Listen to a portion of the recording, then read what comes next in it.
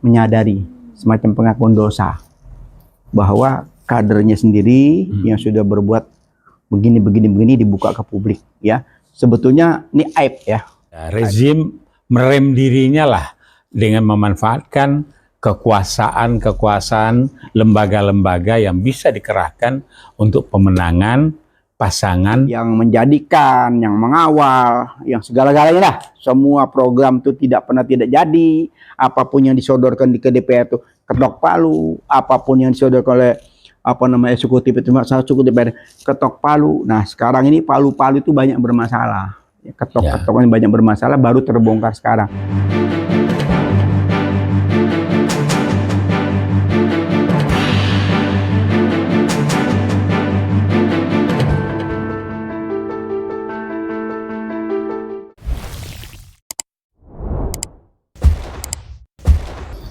Assalamualaikum warahmatullahi wabarakatuh. Waalaikumsalam warahmatullahi wabarakatuh. Jumpa lagi di Peace dan Has Channel dengan Prof. Abbas Taha.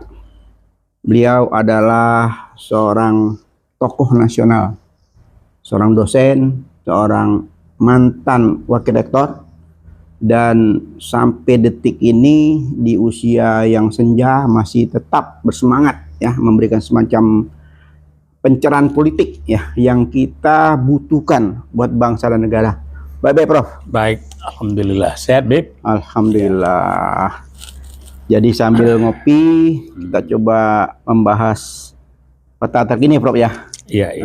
Kelihatannya semakin hari semakin tajam ya. Kita sudah banyak sekali membicarakan, mendiskusikan ya, bahkan memberi semacam proses pencerahan Prof ya. Betul. Kepada bangsa dan negara ini, termasuk kemarin kita juga membicarakan tentang MK dan hasilnya alhamdulillah ya. Jadi suara kita juga terdengar ya Prof ya. Terdengar sehingga membuat kami semakin bersemangat ya. Karena pencerahan ini, bisik-bisik politik negara ini rupanya bermanfaat juga ya buat kita semua ya. Gitu Prof. Jadi menambah amunisi nih Prof. Iya. Di satu sisi menambah amunisi kita semakin semangat, di sisi lain gonjang-ganjing rupanya masih banyak nih Prof. Iya banyak Beb. Jadi artinya Peace dan Has Channel itu mencoba mengambil bagian dari sisi pencerahan, kemudian pembelajaran dengan mengkaitkan sejarah, yaitu huluisasi permasalahan sampai dengan kekinian tentu ada kaitannya.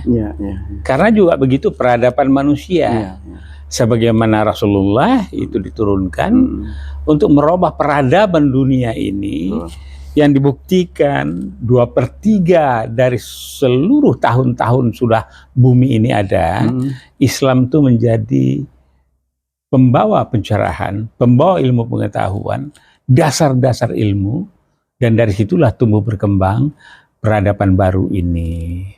Nah sekarang balik kepada NKRI yang tercinta ini, saya itu merasa galau, Bid. Karena ternyata dari beberapa diskusi di beberapa tempat, di tempat remaja masjid, di kampus, atau di komunitas relawan dewasa ini yang rame, ditanya satu hal tidak paham mereka. Nah jadi kita tanya, tahukah saudara ya apa yang dinamakan legacy? Terjemahannya tahu, tapi bagaimana kita menentukan legacy daripada seseorang dalam perjalanan hidupnya? Itu belum. Kemudian mereka tidak paham adanya Ghazul Fikri, perang pemikiran. Ya, misalnya apa perang pemikiran? Dengan media konten dan opini, sekarang ini rame mempergunjingkan masalah Palestina yang diokupai oleh Israel. Nah karena mereka tidak memahami sejarah dan memang kita sementara ini belum banyak masyarakat Indonesia ini membaca. Tapi generasi muda sekarang, Bib, kemarin di Islamic Fair itu 80% yang hadir itu bonus demografi, itu umur 14 sampai 35-an. 80% pengunjungnya dari seluruh. Jadi artinya hanya saja bacaannya tersedia atau tidak. Nah, ini yang tidak. Karena apa? Rasa sejarah, rasa agama ini mulai dihilangkan secara sistematis oleh kelompok sekuler dan komunis. Nah, ini kita. Nah, sekarang bicara tentang kekinian NKRI ini dengan gonjang-ganjing politiknya. Nah, saya ingin mundur ke belakang sedikit, ya. Nggak sampai kepada abad ke-7 datangnya Islam ke Indonesia. Kejauhan. Mulai dari aja lah. Ya, saya melihat adanya erosi dan degradasi moral. Ya. Moral itu dalam pengertian umum maupun dari sudut pandang agama. So, moral itu cermin daripada behavior kita, tampakannya. Seorang pemimpin itu apa kompetensinya? Amanah, fatonah, ya, istiqomah, kemudian tabligh, ya. Nah, dari segi manajemen umum yang katanya dari Barat, yang sebetulnya ada dalam Al-Quran, pemimpin itu adalah yang bisa mempengaruhi orang untuk mencapai tujuan. Nah, manajemen itu sendiri tumbuh berkembang, itu tidak bisa lepas dari yang tadi. Sehingga di dalam manajemen sumber daya sekarang sudah berbicara tentang human capital. Jadi manusia itu adalah bagian dari pemakhluk yang merupakan aset, cuma dia berpikir. Jadi binatang berpikir, itulah kelebihannya. Nah, jadi masalah erosi dan degradasi moral tadi ada di dalam setiap sisi kehidupan, dalam pergaulan. Sekarang lagi rame LGBT, ya. Wah, ini programnya ya Sandi sepertinya, ya. Karena memang dia olahragawan, seni, cuma nggak pas. Nggak tahu siapa ditegur nggak sama omnya Arif Rahman ini, ya. Jadi misalnya seperti itu, itu secara tidak langsung mengembangkan budaya. Jadi yang mempengaruhi pemikiran itu adalah media, konten dan opini tadi. Dengan opini orang jadi tertarik, karena media sebagai pembentuk dan pengendali pikiran manusia. Nah, Prof, kembali ke opini, ya. Jadi begitu Prof ngomong opini, jadi ada hal yang menarik nih, Prof. Gitu loh. Kembali lagi ke apa namanya, opini yang digiring, ya, seakan-akan salah satu kandidat ini udah paling the best. Wah, cukup satu putaran. Itu ini konstelasi politik nih, pilpres, ya. Iya. Jadi ini salah satu nih kesempatan emas ini. Wah, begitu ganjing-ganjing ramai muncul nih. Waduh, survei yang apa namanya fulusnya banyak, ya. Wah, kelihatan fulusnya banyak gitu loh. Karena kalau nggak ada fulus banyak kan nggak mungkin, kan. Nanti di ujung kita bicara itu, Bib. Kita mulai dulu. Kita ke depan dulu dikit nih. Biar ke depan dulu biar hangat. Ya, biar hangat. Kita ceritalah tentang Daniel Simanjuntak sama Poltak Raja Minyak, si Ruhut. Seru ini. Iya enggak? Tapi mereka tuh pandai sekali mengemas, ya. Mengemas dan timingnya tuh sangat tepat gitu. Ya, nah, itulah sayang, Prof. Sayang nih. Sayang 1000 kali sayang, ya. Kalau kita lihat TV mainstream, yang dikritik saya, terhadap TV mainstream, mereka tuh kan punya kemampuan, punya analisa yang tajam, bahwa jelas-jelas survei ini itu banyak sekali sudah diungkap, terutama oleh kemarin, bahwa survei ini tentang kepuasan itu kan cuma rekayasa. Nah, maksud saya, malu nggak terhadap yang sudah buka tentang survei gitu. Jadi muka-muka, ya kalau boleh kita ke tanda kutip muka-muka badak yang menonjolkan seseorang sebagai menang 1 putaran dan sebagainya, itu dengan gagah berani, saya jadi kepengen lebih awal bicara masalah itu, Bro. Jadi gini, Bib, ya. Masalah muka badak, masalah ya kuda Jogja Andong, ya. Gini. Itu memang salah satu variabel yang diperlukan untuk dalam proses pembentukan opini. Tapi jangan lupa, Bro, yang saya bilang tadi, legacy, ya. Itulah. Dia kan harus meninggal legacy, ya. Kan? kalau pembentuk opini buzzer-buzzer yang bertentangan dengan norma-norma kehidupan yang etik, itu dia nggak peduli. Yang penting memenangkan. Beda dengan Hitler. Yang penting fulus. Fulus ya. Kalau Hitler dia buat satu opini, masyarakatnya mendukung. Holocaust, bahwa Yahudi itu tidak boleh hidup di dunia ini. Karena apa? Perilaku Yahudi itu kalau dia ngontrak, dia numpang, lama-lama yang punya rumah itu diusir. Itu tapi Hitler terang-terangan dia. Makin halal Bro, tambah kopi hangat Bro. Nah, ya, oke. Baik Bib ya. Ini langsung ke hulu ini. Ini dia, jadi biar makin hilir ya. Kita ngopi dulu lah. Bismillah. Oke. Karena dengan kopi ini Prof, ya. setidaknya kita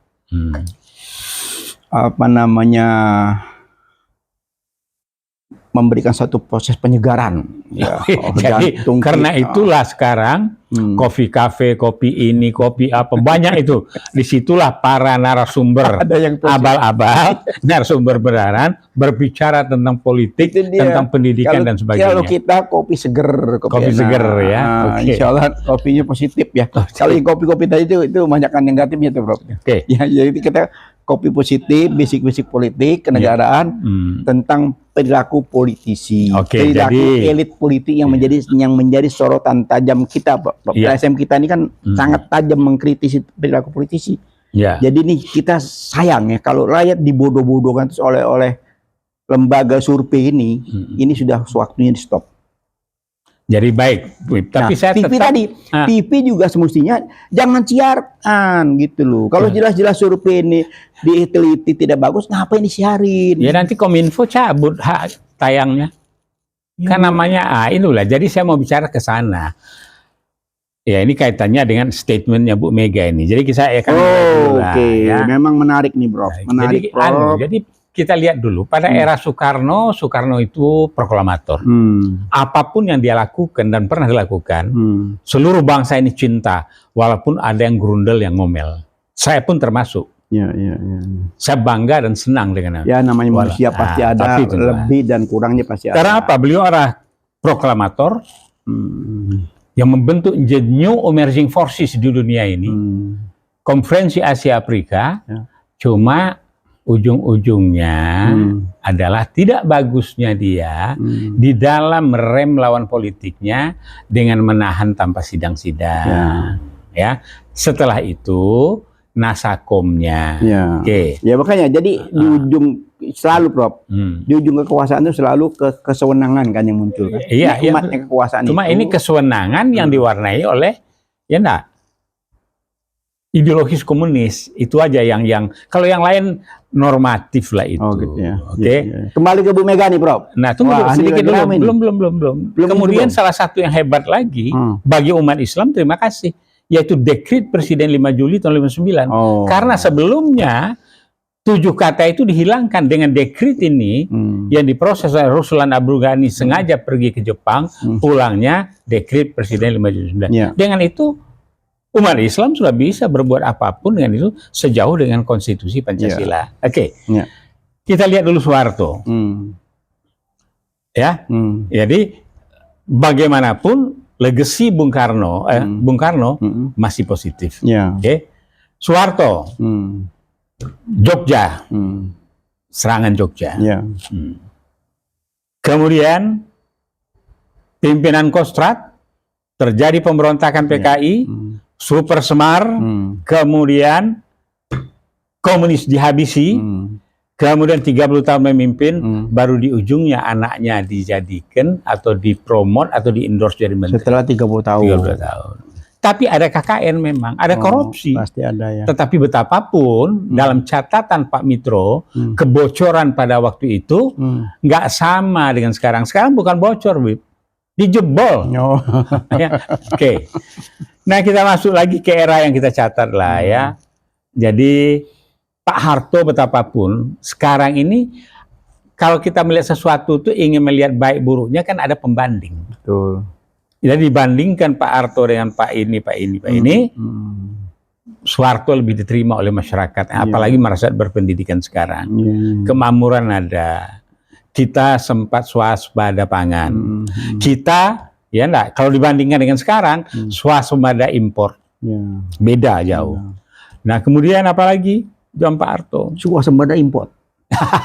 Itu nanti kan menarik.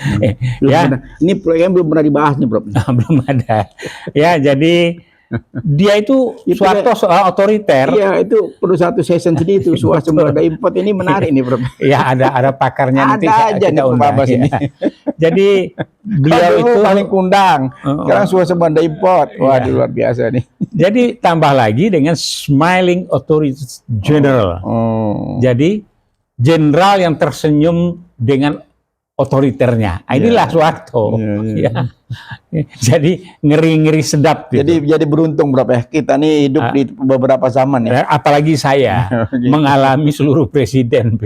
Nah, saya ingin mengalami juga bagaimana nanti ya enggak, konveksi di Bandung tuh memproduksi baju orange bagi rezim yang sekarang ini. Karena ada statement di sini, wah ini kalau rezim berubah ini kita masuk penjara semua nih katanya. Itu di forum terbuka. Bagus itu, pengakuan dosa itu, Bro. Pengakuan dosa itu. Oh, pengakuan dosa. Iya. Oh, banyak sekarang. Iya, supaya yang nanti mimpin nggak tega gitu loh. Nggak tega. Oke, kita lanjut. Nah, zaman Bu Mega, ya dia kokoh bertahan. Dengan dianggap cuma sekolahnya rendah itu, tapi dia dengan tenang maju terus sampai sekarang dengan benturan kuda tuli itu ya yang di Megaria macamnya itu Bro, udah ya Surya itu ujiannya udah dahsyat ya. Udah dahsyat. Nah kemudian masuk SBY. SBY betul dia disenang emak-emak, betul momentumnya pas, tapi bukan tidak pula dia melakukan cara-cara yang tidak baik dalam pemenangannya, Bib. Nah, kita dengar nanti apa kata Bu Mega. Siapa yang disasar oleh beliau? Nah, kemudian Joko Widodo. Nah, ini kita lihat. Ini pernah kita bahas, ini Malin Kundang. Ya, sebagai petugas partai sebagai wali kota, petugas partai gubernur ya, di mana di situ yang cawe-cawe banyak, Hendro, LBP, Prabowo ya, kemudian Mega ya, kemudian setelah itu presiden petugas partai. Nah, jadi kalau zaman Bu Mega itu kita melihat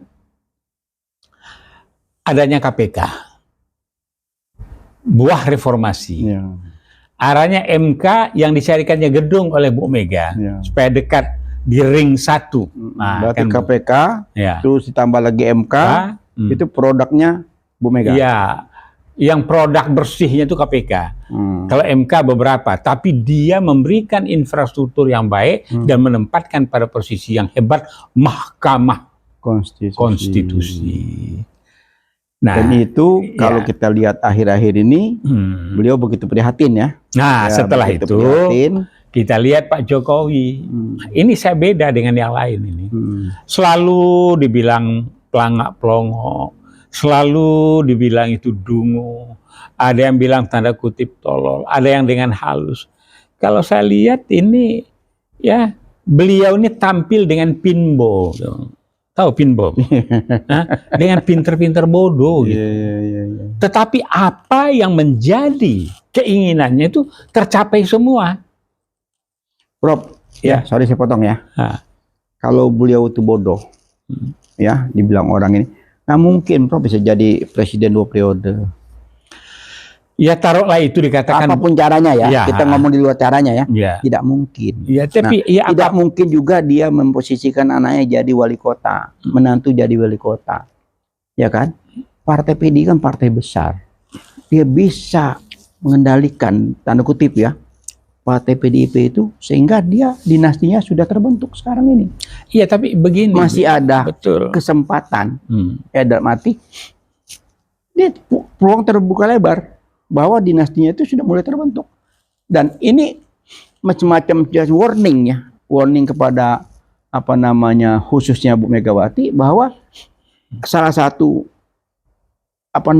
kader partai terbaik itu jadi wali kota, jadi gubernur, jadi presiden. Nah, di akhir ini, disinilah kuncinya. Mau kemana dibawa?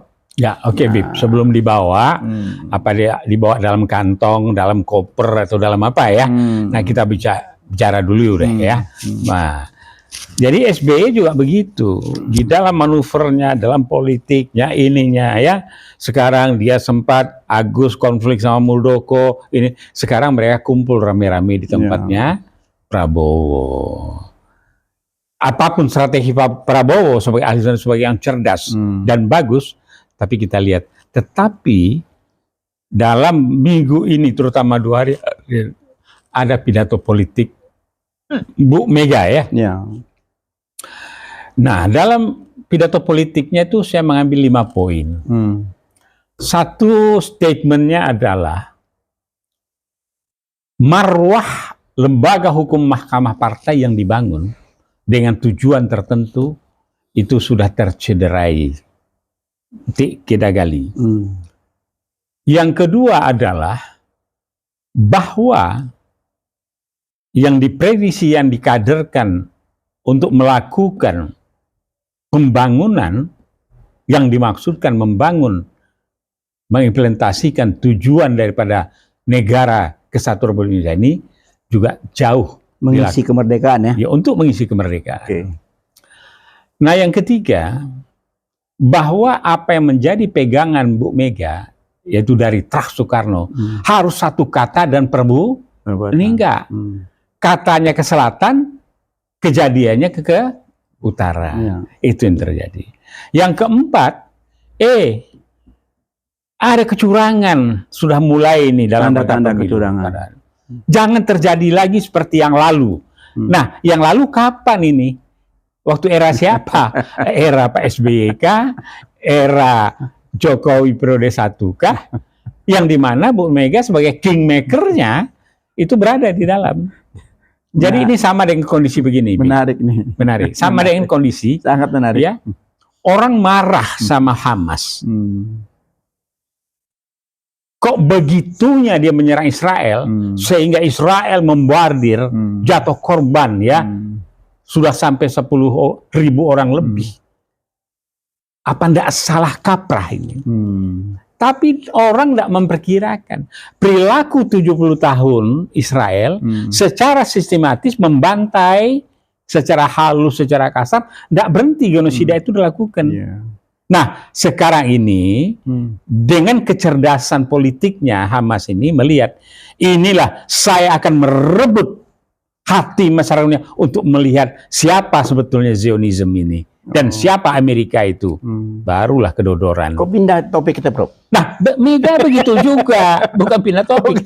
Nah, Bu Mega sekarang setelah melihat itu mengatakan, pemilu harus dilaksanakan dengan jujur, adil. Oh, gitu. Dan harus accountable. Oh, kaitannya ke situ. Iya, harus begini.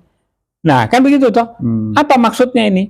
Dia itu menggunakan senjata seperti senjata Amerika yang sekarang ini. Ada senjata yang baling-baling pisau ini yang terakhir ditembakkan. Ditembakkan oleh misilnya dari Israel. Senjata buatan pisau. Dia berputar nih kayak pisau rumput itu. Itu yang terjadi pada anak-anak kecil di. Nah, sekarang itu pun dilakukan oleh Bu Mega. Jadi Bu Mega secara bertahap, berkesinambungan, akhirnya kita doakan dia meninggalkan legacy sebagai negarawan. Karena sudah mengingatkan rezim ini, jangan curang. Pemilu jujur adil. Tidak ada 3 periode. Pemilu tidak boleh ditunda, apalagi itu. Nah, tinggal sekarang konsistensinya, ya, kontestansinya, itu bagaimana bertarung. Nah, dalam pertarungan ini kasar betul kecurangan yang terlihat ini.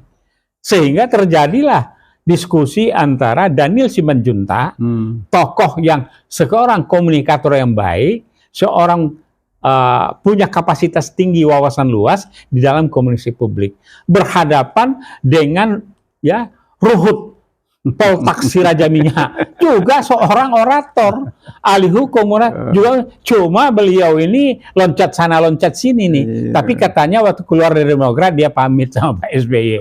Syukurlah. Tapi hebat perdebatannya. Ya. Tapi ujung-ujung nggak nahan juga Poltak kan. Padahal dua-dua sama Horas ini. Jadi Simanjuntak ini lembut seperti orang Solo.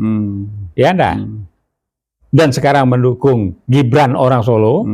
Dan kemudian ya di sini tadinya dukung Gibran.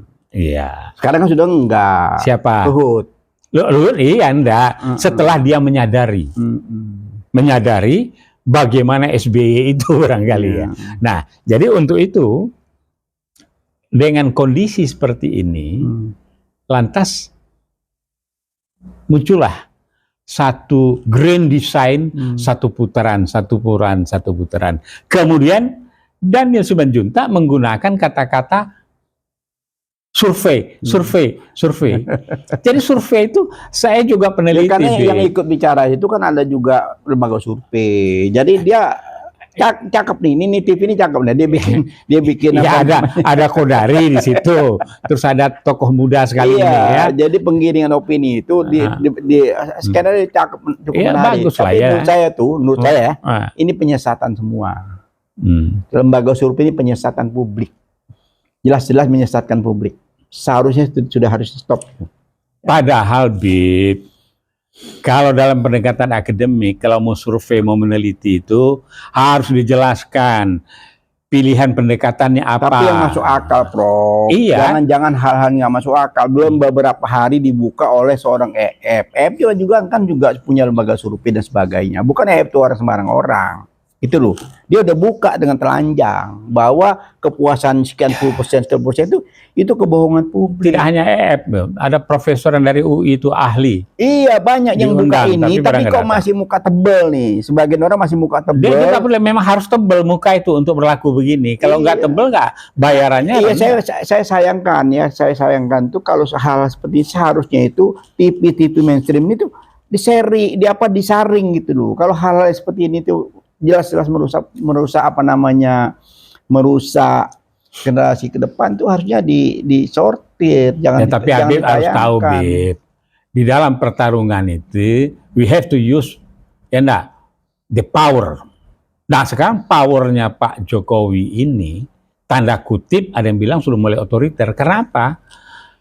Lembaga-lembaga eksekutif, yudikatif, dan legislatif itu dikuasai beliau. Iya, tapi bagus, Pak. Kalau polisi dikuasai beliau. Iya, kalau lihat TNI lagi. Kalau lihat ya, kembali lagi ke pidato Bu Megawati, saya mencermati ini semacam ya kalau bahasa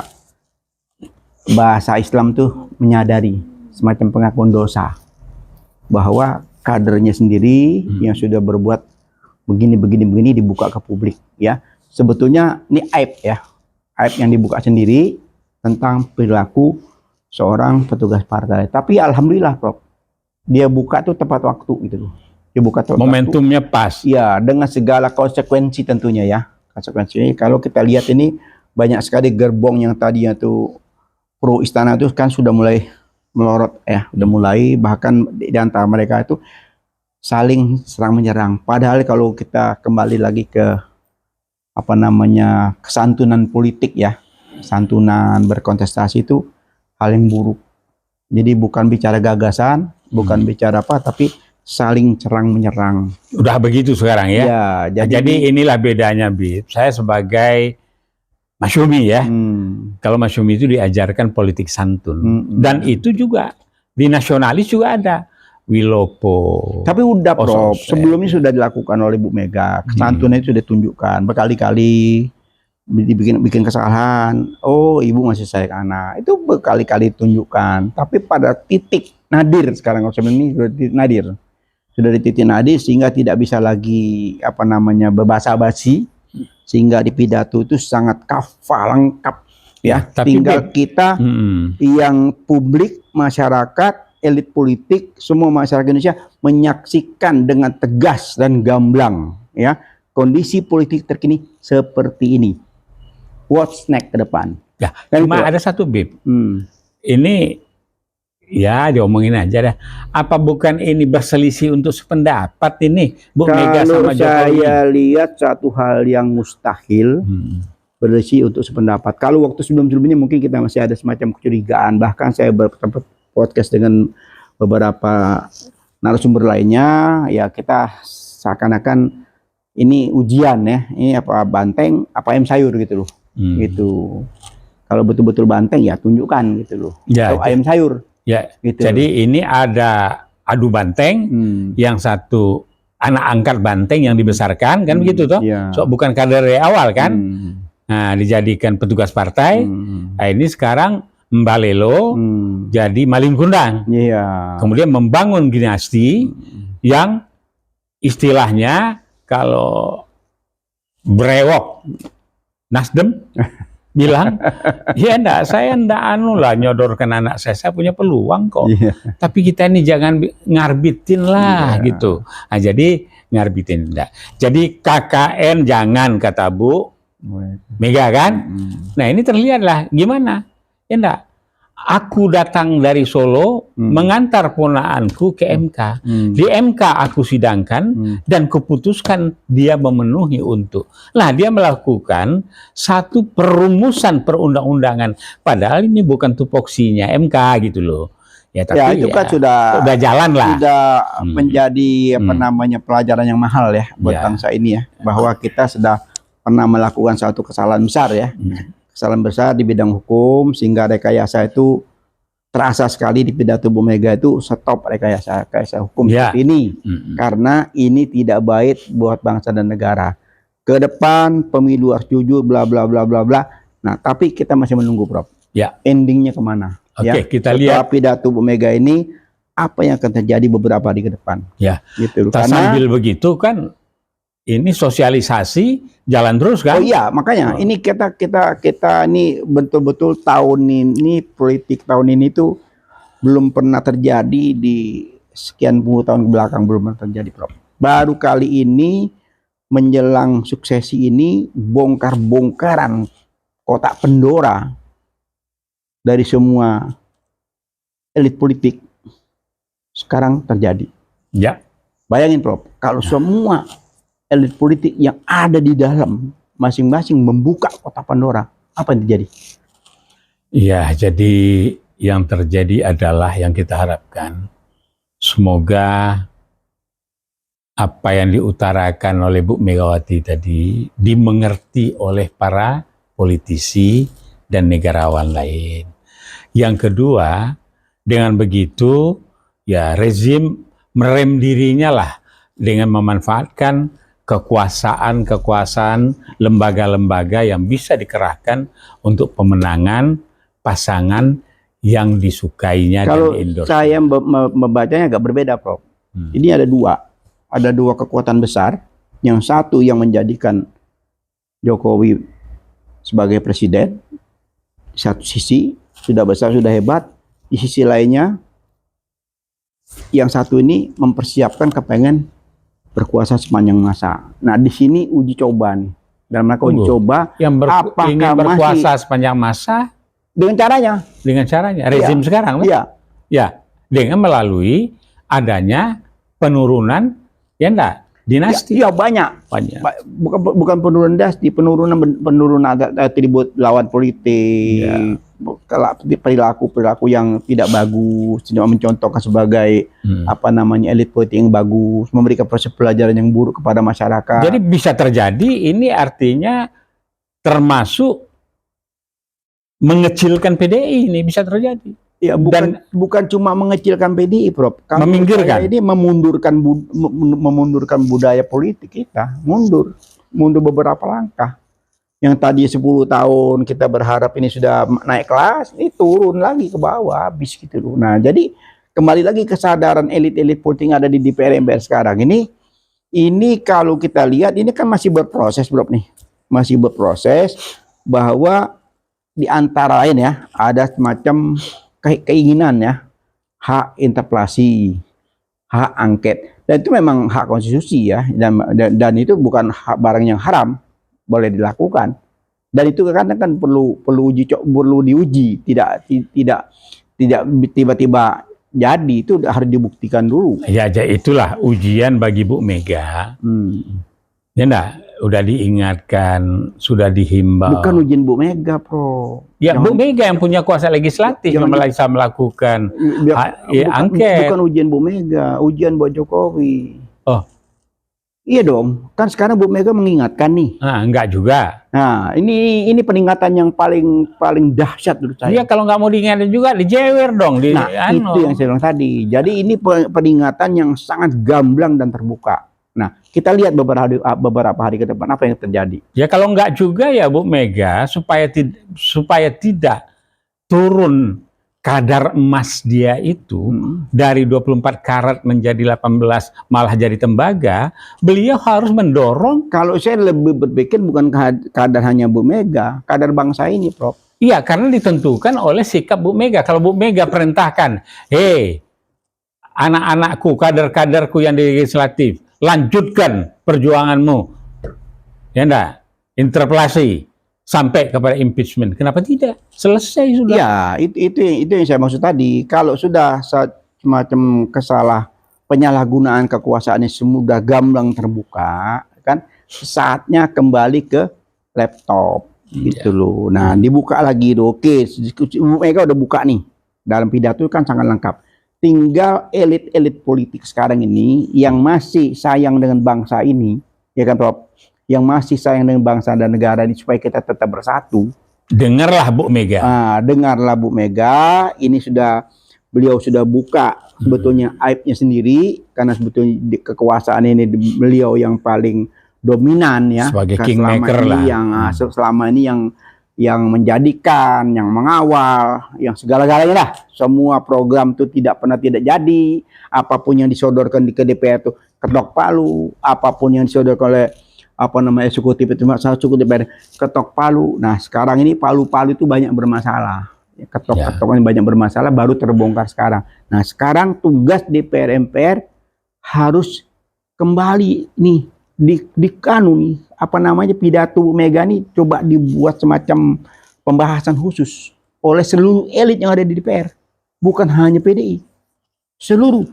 Selama ini kita salah. Ya kalau yang lain, Bib, artinya nyadar juga. Ini kan contoh yang nyadar itu kan Nasdem pertama kali kan sudah sadar. Wah, dia PKB. Ini kan yang sadar ini, ya kan? Bikin koalisi, bikin ini sudah sadar, tapi tetap aja dimusuhin kan dengan segala macam cara kan oleh kelompok yang tidak sadar tadi. Kan sebagian ini kan masih status quo ini kan masih mau bertahan dengan segala macam caranya. Iya, karena tersandera, tapi di bawahnya seperti Sandi bilang, bukan cuma tersandera, Prof, jangan salah. Main juga. Iya, kalau cuma tersandera doang itu kecil, Prof. Yang lebih gila ini kebagian proyek-proyek besar, itu orang nggak sadar. Iya, jadi ini ya, yang kacamata saya, tanda kutip ini pembagian kue ini di atas itu yang kelompok-kelompok sana itu merata, sehingga rame rombongan ini, nikmat kan, segala-galanya ada, kekuasaan ada, semuanya ada.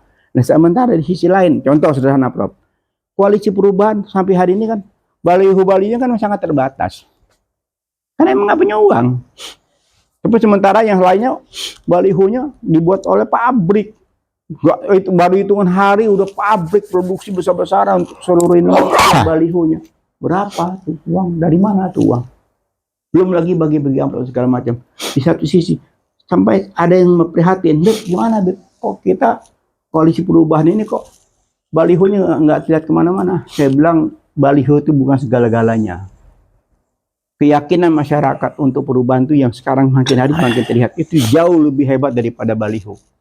Karena baliho itu sifatnya cuma show. Tapi keinginan dari masyarakat di bawah itu kita lihat sendiri, kita saksikan di mana ada kunjungan pasangan Anies dan Caimin itu, di situ gaungnya luar biasa. Ini tidak bisa dipungkiri, dan inilah salah satu kesesatan yang disampaikan oleh lembaga survei yang sampai detik ini itu tidak pernah memberikan survei yang sebenarnya. Ini yang kita sesalkan. Ya, baik Bib. Jadi yang namanya muka badak, munafikun, karena ada apa? Ya beda dengan contoh Rasulullah. Rasulullah itu kan ditawari, Rasul, kami berikan berapa kekayaan yang engkau inginkan, itu harta. Perlu wanita, kami carikan yang cantik-cantik dari kaum kami. Nah, engkau akan jadi pemimpin di negeri ini. Tahta, wanita, harta. Tiga-tiganya ditolak oleh Rasulullah. Itu turun kepada Khulafaur Rasyidin dan seterusnya. Tapi makin ke sini makin turun. Sempat berjaya pada Khilafah Abbasiyah, kemudian Utsmaniyah, tapi pada ujungnya terjadi itu. Nah, jadi barangkali Beb, kue besar itu yang di atas masih mau bagi-bagi, nanti gampang aja. Berubah rezim ini, yang mau bagi-bagi itu kita panggil, kembalikan itu semua. Miskinkan mereka. Loh iya, ini kalau tidak salah Anies sudah membuat itu Prof, gara-gara itu Prof suka ngomong gitu, jadi mereka ketakutan. Ya enggak apa-apa, tapi ini sudah anu lah. Iya, jadi makin takut, makin takut, makin kompak kan? Iya, dia makin kelihatan. Makin kompak, makin atur strategi. Wah, kalau kita nanti kalah, kita bakal masuk bui rame-rame. Kan itu Prof? Ada itu. Ada Prof juga ini. Ya, tetapi memang begini, Bib. Kalau sekarang ini milenial yang jumlahnya 40 sekian juta ini, bonus demografi, itu untuk sosialisasinya tidak lama. Kalau tim pemenangan ini segera menusuk ke desa-desa, sebagaimana juga diungkapkan oleh pakar-pakar lain, termasuk Prof. Musi Umar. Sudah Prof, ini diem-diem koalisi perubahan udah dahsyat, biarin aja orang seakan-akan koalisi perubahan nggak bergerak, biarin aja. Jadi jangan kita ragu ya bahwa kita koalisi perubahan ini sudah begitu matang ya, begitu kompak dan istiqomah. Yang paling penting istiqomah, mereka tidak gila jabatan, mereka tidak berambisi untuk merebut kekuasaan, tapi mereka menyampaikan misi visi ke depan itu seperti ini. Ya, itu jauh lebih sempurna ketimbang haus dengan jabatan dan tamak ingin tetap merebut kekuasaan dengan segala macam cara. Ya. Nah, itu yang kita hindari ya. Ya, oke. Jadi kembali lagi ke Bu Mega tadi, mungkin Prof Abbas sebagai senior ya, intinya memberikan semacam apa kira-kira Prof ke depan ini, sudah setelah pidato semua sudah terbuka, jadi bahan diskusi di mana-mana. Dan ini mahasiswa kita ini kan semua yang generasi milenial ini kan banyak sekali nih Prof pelajaran yang mahal nih tentang politik praktis ya, terutama ya. Ya, begini bergulir dengan waktu ini macamnya ada semua nih. Tinggal bagaimana penyerapan. Contoh penyerapan mahasiswa yang kritis sekarang tuh, contoh BEM kemarin kan dia sudah bergerak, tapi dia juga mulai diintimidasi, dan itu mereka tetap percaya diri, dia tidak takut dengan intimidasi, bahkan dia dia dengan keyakinannya bahwa intimidasi ini buat dia tuh bukan hal yang menakutkan. Ya, gitu. Jadi artinya khusus dengan pidato politik Bu Mega, pesannya jelas. Rezim, Pak Jokowi, laksanakanlah pemilu pilpres ini dengan jujur dan adil. Ingat, jangan lagi terjadi kecurangan yang pernah terjadi saat yang lalu. Nah, yang ketiga, memberikan pesan bahwa kita harus memikirkan ke depan untuk membangun bangsa ini. Nah, yang berikutnya adalah teguran secara halus untuk menyadarkan Jokowi yang sedang membangun dinastinya untuk sadarlah dan mengertilah dengan kondisi yang ada ini. Nah, sehingga dengan demikian polarisasi perpolitikan dalam minggu ini akan kencang sekali putarannya, dan kita akan lihat pergerakannya bahwa bagaimana gerakan Mansinton dan dukungan pemikiran Ruhut sebagai jubirnya yang sementara ini dan juga bagaimana Daniel Simbanjuntak yang halus ini juga bisa menyadarkan kelompoknya untuk bermain cantik, tidak melanggar ketentuan peraturan perundangan. Nah, itu saja barangkali, Bib. Kalau dari saya sebagai ketua umum PIS berharap lebih dari itu, Prof. Nah, apa itu, Bib? Mungkin Prof juga sepakat ya sebagai penasihat LSM PIS yang kita selalu kepengennya damai ya. Damai dan damai, bangsa ini membutuhkan putra putri terbaik bangsa untuk mengurus negeri ini. Yeah. Situasi ekonomi dunia lagi karut marut. Ya, Amerika sekarang lagi kesulitan ekonomi. Ditambah lagi perang berkepanjangan, ditambah lagi kekhawatiran bisa meletus perang dunia ketiga dan sebagainya ya. Jadi alangkah eloknya dengan pidato Presiden kelima Bu Megawati ini, seluruh elit politik itu duduk bareng bersama, flashback ke belakang, buka-bukaan, duduk bareng-bareng semuanya, kumpul. Loh, bangsa ini kondisi seperti ini. Sudah saya buka habis oleh pidato Bu Mega, sekarang berpaling kepada satu orang. Hanya satu orang, nggak banyak-banyak. Bagaimana maunya presiden sekarang? Apa maunya? Gitu loh. Bukan menghadiri, tapi kita diskusi panjang. Bagaimana menyelamatkan bangsa dan negara ini dengan kondisi seperti ini? Apakah harus berlanjut dengan impeachment dan sebagainya? Ataukah cukup dengan kumpul? Kumpul di meja bundar, seluruh tokoh hadir di situ. Gitu. Bangsa ini perlu diurus dengan baik. Semuanya sudah terkuat tentang rencana kecurangan, tentang ketidaknetralan, tentang keberpihakan lembaga hukum, MK dan sebagainya, itu ditinjau kembali lagi ke belakang. Sehingga kalau ini semua bersepakat, ya kan nggak banyak sebetulnya, bersepakat bahwa bangsa ini harus diselamatkan. Mungkin itu jalan terbaik, Bro. Ketimbang bongkar-bongkaran, karena kita tahu persis. Rakyat semua tahu, sudah telanjang, semuanya dosa itu tidak ada yang tidak berdosa. Nah, kalau ini tuh berkepanjangan, nggak habis-habis, Prof. Jadi dendam politik ini akan beranak pinak gitu. Itu yang kita hindari. Nah, dendam politik beranak pinak ini buat bangsa tuh nggak bagus gitu. Nah, kenapa? Kan semua kan akan mengakhiri. Bu Mega dengan usianya, SBY dengan usianya, semua kan usianya kan semua akan kembali. Nah, kenapa tidak bareng-bareng meninggalkan legasi yang baik buat bangsa? Gimana, Prof? Ya, ideal sekali, seharusnya begitu. Cuma mungkinkah terjadi duduk demikian? Nah, yang biasa duduk untuk bisa bicara dengan siapapun, satu tokoh ya, yang juga masih kokoh sehat, yang bisa bersama dengan siapapun, akademisi, yaitu Prof. Din Samsudin. Jadi kalau Prof. Din ketemu dengan Mega, kemudian Prof. Din bicara dengan yang lain, nah ini bisa dulu. Tetapi ini kadang-kala juga kan sulit, karena pertempuran di lapangan ini luar biasa sekarang. Ya, makanya saya bilang, mumpung belum terjadi. Nah, cuma kan tadi, yang ini nih, mau kemana, mau dibawa negara ini? Nah, itu tadi, Prof. Ini yang... Iya, dengan kumpul di situ nanti terekam. Ini loh, buka-bukaan. Apakah Anda masih tetap bersih tegang dengan konsekuensi ini, atau seperti apa?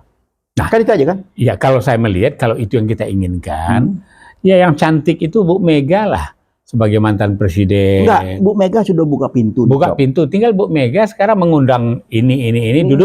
Jangan lagi Bu Mega. Bu Mega sudah buka nih loh, terjadi di pihak saya, terjadi seperti ini, dia udah ngomong keras. Nah, inisiatif dari lain-lainnya, contoh dari SBY, Yusuf Kala, terus Hamzahas, banyak lagi Bahtiar Camsa. Ini tokoh-tokoh nasional kan masih banyak, Prof. Ada Akbar Tanjung, ada Abu Zal Bakri, ada segudang, Prof. Orang-orang hebat yang punya kenegarawan yang luar biasa, itu kumpul lagi rembuk nasional. Ya, sekarang saya udah didaftar ya, di tim pemenangannya itu yang Habib sebut itu sudah di barisan yang ini semua itu. Iya, nggak apa-apa. Ini kan namanya ini barisan penyelamat bangsa. Agar pemilu tetap jadi dengan jurdil yang dimauin oleh Bu Mega, itu aja. Ya tinggal Rembuk artinya itu silakan kontestasi tetap berjalan, tapi presiden ini betul-betul di tengah-tengah tidak boleh ikut cawe-cawe. Itu yang saya maksud. Iya, gitu loh. Karena gara-gara cawe-cawe ini merusak semua gitu, Prof. Iya, sekarang susah. Kalau menurut saya itu, kalau itu bisa terjadi, itu kehendak Allah itu, dari langit itu. Tapi dari segi pendekatan, perilaku individu, perilaku politik masing-masing tokoh itu tadi, itu sulit juga untuk disatukan. Nggak apa-apa, Bob. Ini kita wacanakan. Ya, kita wacanakan itu, didengar. Pemikiran ya. Pikiran, barangkali generasi muda dia buat tim kecil, didatangi ke sini, bisa juga nanti kan dari mahasiswa mereka berembuk, mungkin mereka manggil tokoh-tokoh, kan bisa aja kan? Bisa. Ide itu dari macam-macam, dari kampus-kampus ini yang mereka generasi milenial ini. Orang tua-tua kumpul nih, ayo nih bangsa sedang begini, ini Bu Mega udah buka nih, gitu kan bisa. Nah, ini pintu terbuka tuh, banyak solusi yang bisa di win-win solution tuh banyak, Prof. Insya Allah dengan kebesaran hati kita membuat bangsa negara jangan sampai terpecah belah, jangan sampai ribut, jangan sampai itu gara-gara rebutan kue, sudah harus stop gitu loh. Ya, baik, Bib, suatu gagasan pemikiran yang baik sekali. Semoga ada yang menangkap ini, kemudian endorse permasalahan ini menjadi suatu kenyataan. Iya. Nah, jadi LSM ini selalu kita kepengen damai ya. Karena damai itu tidak ada lebih enak hidup damai ketimbang segala macam cara. Ya. Kedamaian kita selama ini kita tidak pernah perang saudara, ya kan? Udah luar biasa. Nah, itu harus dipertahankan, Bro. Ya. Baiklah. Ngopi pagi dengan Prof. Abbas Toha semakin tajam dan semakin menarik, mudah-mudahan bermanfaat buat kita semua. Jangan lupa ikuti juga jejak pendapat ya, atau polling di Has dan Peace Channel yang setiap hari kita tayang, ada di kanal kita. Isi, berikan komentar, masukan, dan kritisi ya, jangan lupa. Karena nawaitu kami tidak lain hanya untuk proses pembelajaran, menyumbangkan pemikiran dan ide-ide sehingga bangsa tetap sejuk, damai, dan damai bersama. Ya, Bib. Kita akhiri dengan wabil taufik wal hidayah. Wassalamualaikum warahmatullahi wabarakatuh. Terima kasih, Prof. Abbas. Ya.